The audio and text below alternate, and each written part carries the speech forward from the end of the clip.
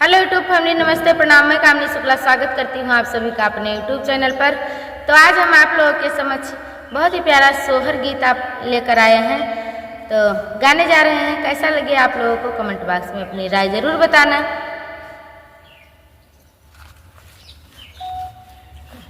चढ़ते फगुन धन सजी धजी चलली गवनवा, चलली गवनवा नो हो। बहुहर जाई पहुँची पिया के नगरिया, तो पिया परदेस गए, पिया परदेस गए हो।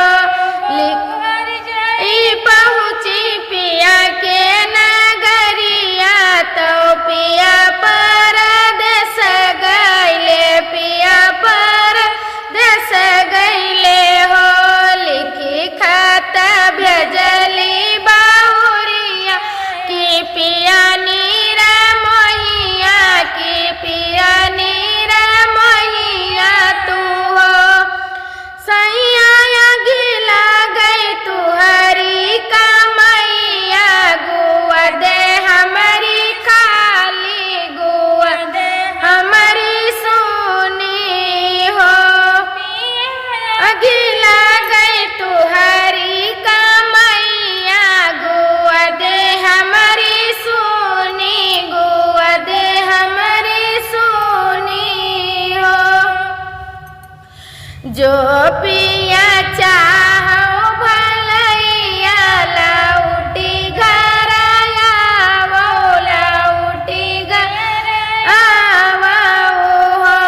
सैया डूबी मरबै कुआ नाई नरवा, क्यों मुहा ना देखा, तो मुहा ना देखै बाई हो।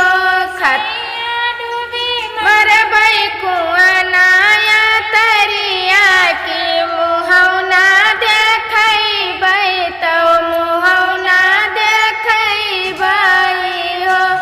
खता पड़ी सोचले विदेशिया, लौटी घर आवै, लौटी घर आवै हो। बहुहर लाइनी रे चरण पखारै, तो हंसै बतियावै, तो हंसै बतियावै हो। खता पड़ी सोचले विदेशिया, लौटी घर आवै, लौटी घर आवै हो। बहुहर लाइनी रे चरण पखारै, तो हंसै बतियावै, तो हंसै बतियावै।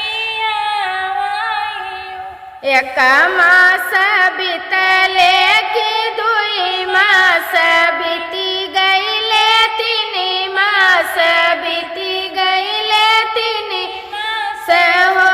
ललना बीतत बीतत नौ मास, तो अरिला जनम ले जनम लीना हो। रामा बजै लागे आनंद बधैया, उठन लागे सुआर, उठन लागे सुआर हो।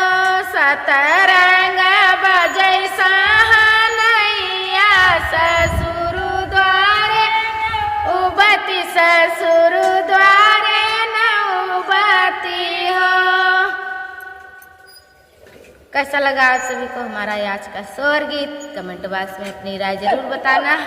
बहुत सांस फूली गो, बहुत बुरा लगेगा। सोहर में बड़ा बहुत जंगल लगा था। तो यह था भैया पति पत्नी का नोक झोंक सोहर गीत, दर्द भरा भी था। आप लोग अपनी राय कमेंट बॉक्स में बताना।